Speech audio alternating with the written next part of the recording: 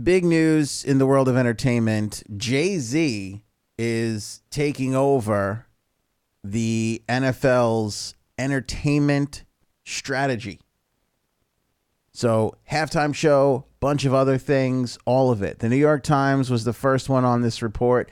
The NFL and JayZ's Rock Nation have signed a deal that makes JayZ the league's, quote, live music entertainment strategist.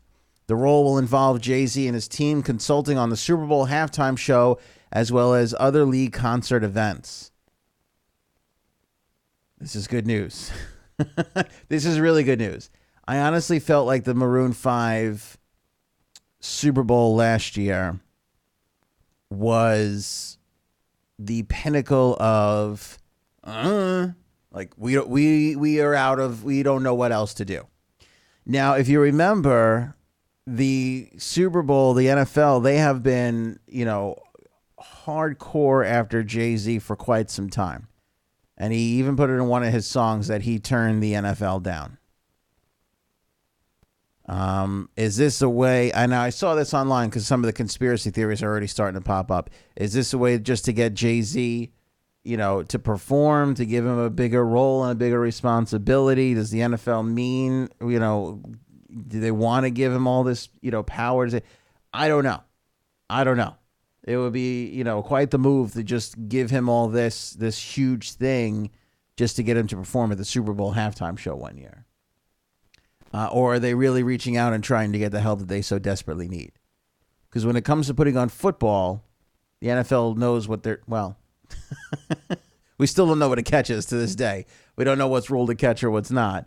But they know that sort of aspect of it. As far as the halftime show goes, I don't know, not so much. There's going to be a press conference on this today, so we'll get more on this. But in the meantime, JayZ told the New York Times, quote, the NFL has a great platform, and it has to be all-inclusive. They were willing to do some things to make some changes that we can do some good. NFL Commissioner Roger Goodell said in a statement, we don't want people to come in and necessarily agree with us. We want people to come in and tell us what we can do better. I think that's a core element of our relationship between the two organizations and with Jay and I personally. Press conference will be today, so maybe we'll have some more on this depending on what they say. But Rock Nation will now be in charge of all the NFL's musical events. I think this is a good move because JayZ and Rock Nation, they know what time it is, And these guys are entertainers. And whether you like JayZ's music or not, and I happen to be a fan, you got a guy who knows trends and the industry and, what is happening right now and how to accompany that with music. Again, when you get to a point where and this is nothing against Maroon 5, they're just fine as artists. But as a halftime show, that was a snore fest, Even Maroon 5 fans were like, well, at least we got to see the guy with his shirt off. What's the guy's name? Adam something? Levine? That was like the highlight. That was it. That's not, it's not a, for the halftime show, you want a spectacle. You need a grand, and I don't think we've had that in quite some time. I feel like they were kind of getting there, like Bruno Mars and the Chili Peppers in 2014. Like that was kind of fun, that was like a fun little combination.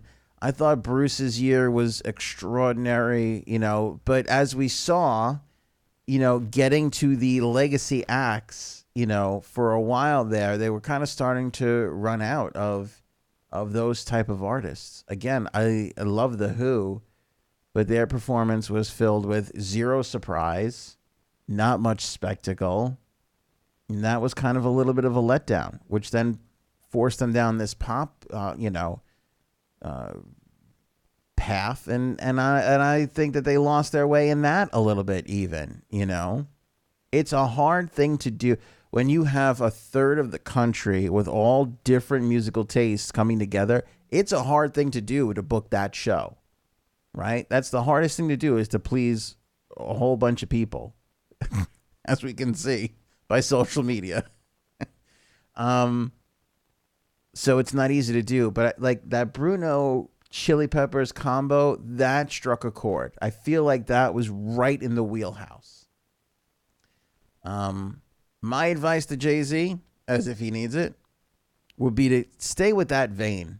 Stay with one artist with another guest or two and a review, something like a medley, a review, that kind of thing. Not like, let me just play you this hit, let me just play you that hit, let me just play you this hit. Like, you got to come with something that's going to be exciting, that's going to be talked about, a cover or a tribute, or again, a medley, a mashup, whatever it is. There's got to be something that's exciting, and it's got to come from a spectrum of artists in order to capture as many people as you possibly can.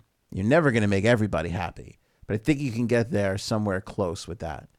And Bruno is like a good artist because that guy can do everything. Hip hop, rock, ballads, soul. Like, the guy can do anything. So you need to and there's not a ton of those artists around, Like we talked about, Ed Sheeran took over for the highest grossing tour of all time, beat out U2. I think Ed Sheeran's a tremendous artist. I think Ed Sheeran as a halftime show, that's scary. Just a guy and his guitar. If he were to do it, I think he would be a great addition to somebody else. You know what I mean? Now you're talking about a big, if you use an Ed Sheeran the right way, could be huge. Could be huge. And you got to have somebody who knows what they're doing in order to sort of pull that off. And whether you like him or not, JayZ certainly knows more about this than Roger Goodell does. So I'm excited about this. We'll keep our eye on the press conference. If there's any sort of news there, we'll be sure to let you know right here on the morning show with Anthony. And we'll look forward to the rumors, which should be starting any day now, essentially, for who's going to be in on next year's halftime show.